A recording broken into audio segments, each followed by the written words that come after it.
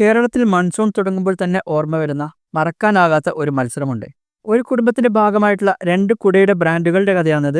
അതിൽ ഒന്നിനെയാണ് നമ്മൾ കഴിഞ്ഞ വീഡിയോയിൽ പരിചയപ്പെട്ടത്. രണ്ടാമത്തെ ബ്രാൻഡായിട്ടുള്ള ജോൺസിന്റെ കഥയാണ് നമ്മൾ ഇന്ന് നോക്കാൻ പോകുന്നത്. ഇതൊക്കെ തുടങ്ങുന്നത് 1954 Thayyil Abraham Varghese Saint George umbrella mart സ്ഥാപിക്കുന്നതോടെയാണ്. 1995 കമ്പനി രണ്ടായിട്ട് വിഭജിച്ചു. അതിൽ ഒന്നാണ് പോപ്പി അംബ്രല്ല മാർട്ട്, രണ്ടാമത്തത് ജോൺസ് അംബ്രല്ല മാർട്ട്.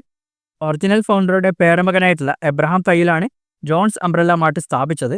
വർഷങ്ങളുടെ പ്രയത്നം കൊണ്ട് ജോൺസ് ക്വാളിറ്റി, ഡിസൈൻ, വാല്യൂ എന്നിവയുടെ പര്യായമായിട്ട് മാറി. വളരെ പെട്ടെന്ന് അവർ ജനഹൃദയം കീഴടക്കി ഇന്ത്യയിലെ തന്നെ ഏറ്റവും വലിയ കുട ബ്രാൻഡുകളിൽ ഒന്നായിട്ട് മാറുകയും ചെയ്തു.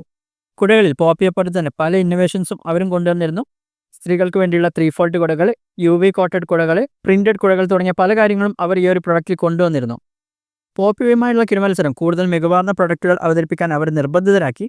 കുട്ടികൾക്ക് വേണ്ടിയുള്ള സ്റ്റാർ വാസുമായിട്ട് ലൈസൻസിൽ ഏർപ്പെട്ട് അവയുടെ പ്രിന്റിങ്ങുള്ള കുടകളും വാട്ടർ ഗണ്ണുള്ള കുടകൾ, അങ്ങനെ പല പ്രൊഡക്റ്റുകളും കുട്ടികളെ ആകർഷിക്കാനും ഇവർ കൊണ്ടുവന്നു. കൂടാതെ GPS, MP3 ഒക്കെയുള്ള കുടകളും ഇവർ അവതരിപ്പിച്ചിട്ടുണ്ട്. ജോൺസ് കമ്പനി നയിക്കുന്നത് ഇപ്പോഴും ജോസഫ് തയ്യലിൻ്റെ ഫാമിലി തന്നെയാണ്. പോപ്പിയുമായുള്ള മത്സരം കാരണം അവർ കൂടുതൽ മികവാർന്ന പ്രൊഡക്റ്റുകൾ മാർക്കറ്റിൽ ഇറക്കുകയും ചെയ്തു. ഇന്ന് പോപ്പിയും അവരും ചേർന്ന് കേരള മാർക്കറ്റിൻ്റെ 70% കൈയാളുന്നുണ്ട്. ഇനി ഈ രണ്ട് കുടകളെ പറ്റി കേൾക്കുമ്പോൾ നമുക്ക് ഓർമ്മ വരുന്നത് അവരുടെ ആദ്യകാലങ്ങളിലുള്ള പരസ്യങ്ങളായിരുന്നു. പോപ്പിയുടെ പരസ്യങ്ങൾ വളരെ പോപ്പുലർ ആയിരുന്നു. അതേപോലെ തന്നെയായിരുന്നു ജോൺസിൻ്റെ കുടകളും. കുഞ്ഞാഞ്ഞ വന്നെന്ന ആ പരസ്യങ്ങൾ ആ ഒരു കാലഘട്ടത്തിൽ ജീവിച്ചവർക്ക് ഇന്നും ഓർമ്മയുള്ളതായിരിക്കും.